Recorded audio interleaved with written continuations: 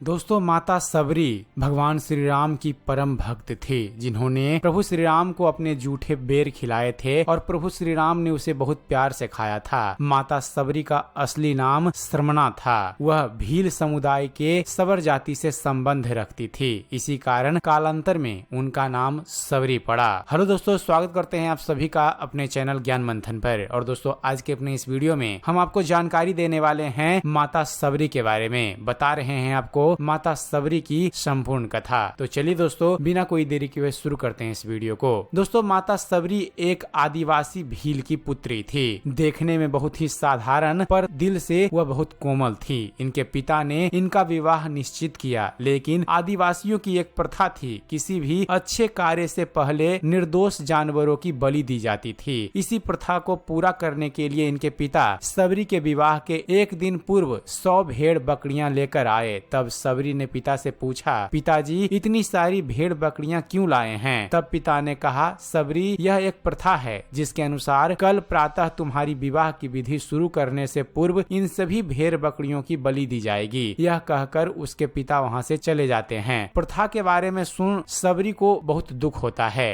वो पूरी रात उन भेड़ बकरियों के पास बैठी रही और उनसे बातें करती रही। उनके मन में एक ही विचार था कि कैसे वो इन निर्दोष जानवरों को बचा पाएं। तभी एकाएक सबरी के मन में ख्याल आता है और वो भोर होने से पूर्व ही अपने घर से भागकर जंगल चली गई, जिससे वो उन निर्दोष जानवरों को बचा सके। सबरी यह भली भांति जानती थी कि अगर एक बार वो इस तरह से घर से जाएंगी तो कभी उसे घर वापस आने का मौका नहीं मिलेगा। फिर भी सबरी ने खुद से पहले उन निर्दोष जानवरों के बारे में सोची। घर से निकलकर माता सबरी एक घने जंगल में जा पहुंची। अकेली माता सबरी जंगल में भटक रही थी। तब उन्होंने शिक्षा प्राप्ति के उद्देश्य से कई गुरुवरों के आश्रम में दस्तक दी, लेकिन माता सबरी तुच्छ जाति की थी, इसलिए उन्हें सभी ने दुत्कार कर निकाल दिया। सबरी भटकती हुई मतंग ऋषि के आश्रम में आ पहुंची और उन्होंने अपनी शिक्षा प्राप्ति की इच्छा व्यक्त की। मतंग ऋषि ने सबरी को सहर्ष अपने गुरुकुल में स्थान दे दिया। अन्य सभी ऋषियों ने मतंग ऋषि का तिरस्कार किया, लेकिन मतंग ऋषि ने सबरी को अपने आश्रम में स्थान दिया। सबरी ने गुरुकुल के सभी आचरणों को आसानी से अपना लिया और दिन रात अपने गुरु की सेवा में लग गई। सबरी जतन से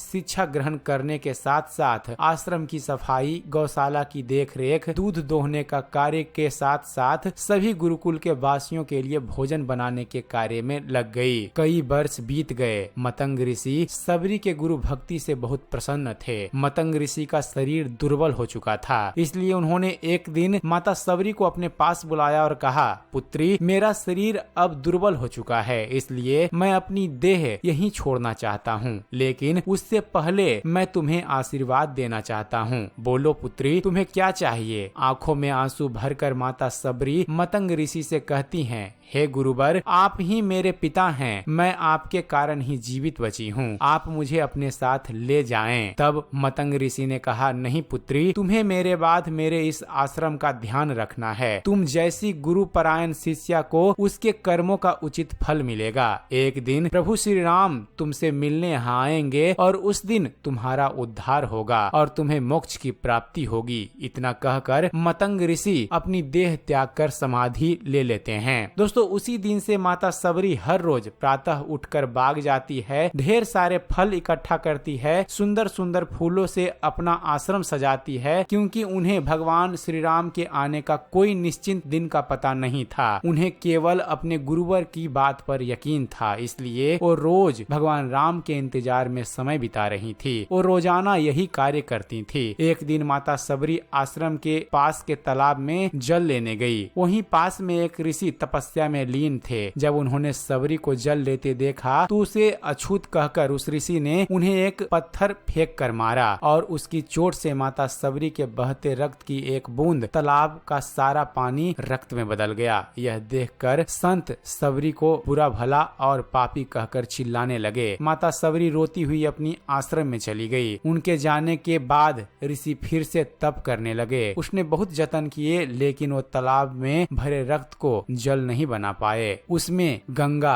यमुना सभी पवित्र नदियों का जल डाला गया, लेकिन रक्त जल में नहीं बदला। कई वर्षों के बाद जब भगवान राम सीता हरण के बाद उनकी खोज में यहाँ आए, तब वहाँ के लोगों ने भगवान राम को वहाँ बुलाया और आग्रह किया कि वे अपने चरणों के स्पर्श से इस तालाब के रक्त को पुनः जल में बदल दें। प्रभु श्री राम ने उनकी बात सुनकर तालाब के रक्त को चरणों से स्पर्श करते हैं, लेकिन कुछ नहीं होता। ऋषि उन्हें जो जो करने बोलते हैं वे सभी करते हैं, लेकिन रक्त जल में नहीं बदलता। तब भगवान राम ऋषि से पूछते हैं, हे ऋषिवर, मुझे इस तालाब का इतिहास बताइए। तब ऋषि उन्हें माता सबरी और तालाब की पूरी कथा बताते हैं और कहते हैं, हे भगवान, यह जल उसी शूद्र सबरी के कारण अपवित्र हुआ है। तब प्रभु श्री राम दुखी होकर कहते हैं, हे गुरुवर, यह रक्त उस देवी सबरी का नहीं है, मेरे हृदय का है, जिसे आपने अब शब्दों से घायल किया है। भगवान श्री राम ऋषि से आग्रह करते हैं कि मुझे देवी सबरी से मिलना है। तब माता सबरी को बुलावा भेजा जाता है। भगवान राम का नाम सुनते ही माता सबरी दौड़ी चली आती हैं। राम, मेरे प्रभु कहती हुई जब वो तालाब के समीप पहुंचती है, तब उसके पैर की धूल तालाब में चली जाती है और तालाब का सारा रक्त जल में बदल जाता है। तब भगवान श्री राम कहते हैं कि देखिए गुरुवर, आपके कहने पर मैंने सब किया, लेकिन यह रक्त भक्त सबरी के पैरों की धूल से जल में बदल गया। सबरी जैसे ही भगवान श्री राम को देखती है, उनके चरणों को पकड़ लेती है और अपने साथ आश्रम लाती है। उस दिन भी माता सबरी रोज की तरह सुबह से अपना आश्रम फूलों से सजाती हैं और बाग से चख चख कर सबसे मीठे बेर अपने प्रभु श्री राम के लिए चुनती हैं। वो पूरे उत्साह के साथ अपने प्रभु श्री राम का स्वागत करती हैं और बड़े प्रेम से उन्हें अपने जूठे बेर परोसती हैं। भगवान श्री राम बहुत प्रेम से उस जूठे बेर को खाने के लिए उठाते हैं। तब उनके साथ गए लक्ष्मण उन्हें रोककर कहते हैं, भैया ये बेर जूठे हैं। तब भगवान श्री राम कहते हैं, लक्ष्मण, यह बेर जूठे नहीं, सबसे मीठे हैं, क्योंकि इनमें प्रेम है। और वो बहुत प्रेम से माता सबरी के दिए हुए जूठे बेर को खाते हैं। और मतंग ऋषि का कथन सत्य होता है फ्रेंड्स, और देवी सबरी को मोक्ष की प्राप्ति होती है और इस तरह प्रभु श्री राम सबरी के राम कहलाते हैं। तो दोस्तों, यह थी कथा माता सबरी की।